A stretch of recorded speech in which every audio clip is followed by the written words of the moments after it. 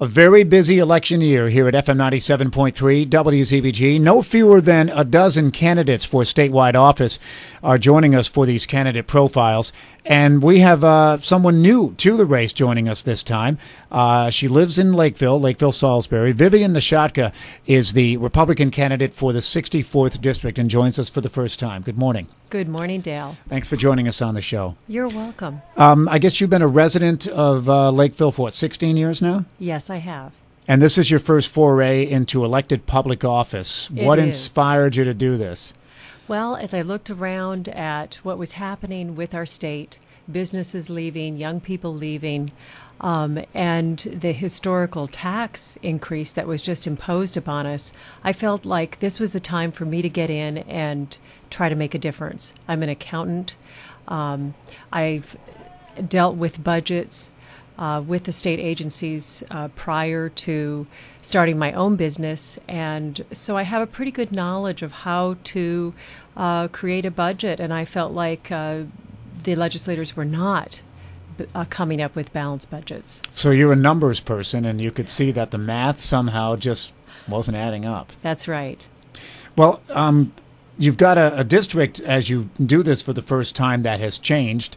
We've added a bunch of towns to the 64th. I think there's, counting the partial towns, there's 9 now in Yes. the 64th. So it's a big territory. It's a lot to cover. And I know you've had your own impressions of the things that you see as concerns in the economy and in state government. But you've been doing a lot of door-to-door and been talking to people. And I guess that's something you really enjoy. Tell me about what you've gotten from people in those exchanges.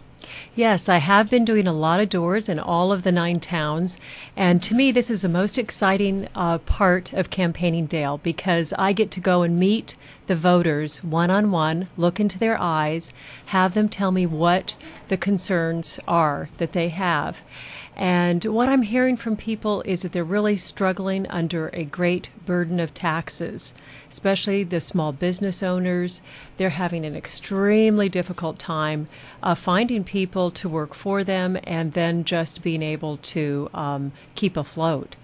Is that a twin set of problems in that we lack the skill set for these businesses that are looking for people to work for them, and also the regulatory process or the taxes and stuff that are imposed on business are also pushing them down? Yes, exactly. They are finding that there is not the workforce pool that they need. And then the taxes are just crushing them. And it's not just the small businesses. People in general, when I talk to them, they say, oh, just to fill my tank with gas is hurting me. So, yes, people want change. They want leadership. They want people that will look carefully at their needs, not just at the large cities. People are concerned with education. So these are the things that they're telling me as I go door to door. Do you get some skepticism when you talk to people? Because there is a sense, I guess, of people are a little bit jaded about public officials because of the persistent problems that we have here in the state of Connecticut. That here you come, fresh newcomer, and you want to try to change things and this and that. Did you have to work through it a little bit with some of them in order to, convince them that you are the real deal and you really do care about trying to do something different? Is there some reluctance on their part to be forthcoming about what they're worried about? Not reluctance in what they're worried about. Right. They're very anxious to tell me about that.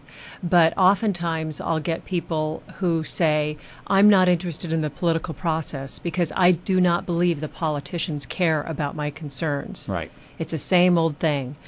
And that's when I spend a little bit more time with them trying to explain that I'm not your run-of-the-mill politician. I do care about their concerns, and that's why I'm running. And usually I do bring them around to understand that I care about them. And many people who have told me I don't want to be registered, I don't want to vote because of the politicians, by the end of our conversation are saying, hand me the form, I want to register. So that's very exciting.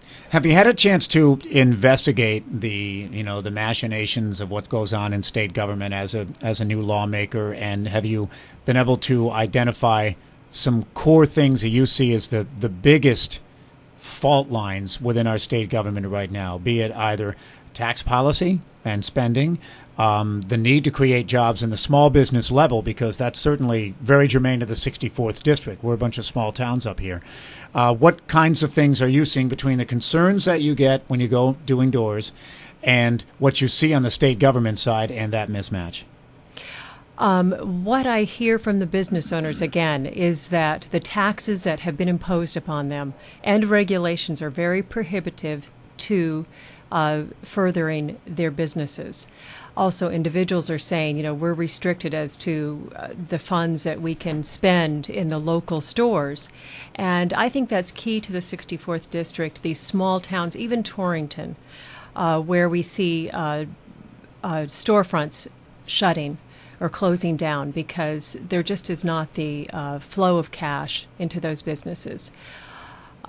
State government needs to change. We need to look carefully at how we're spending taxpayer dollars. That's very important. We can't keep saying, we're providing all these services. Well, I believe that if voters have the cash in their pockets, they can go out, they can spend it where they see that it can be best spent, whether it's on charities or at their local gas station or store, or to start their own business. I've had people tell me, we cannot start our own business because of all the regulations and the fees that are involved.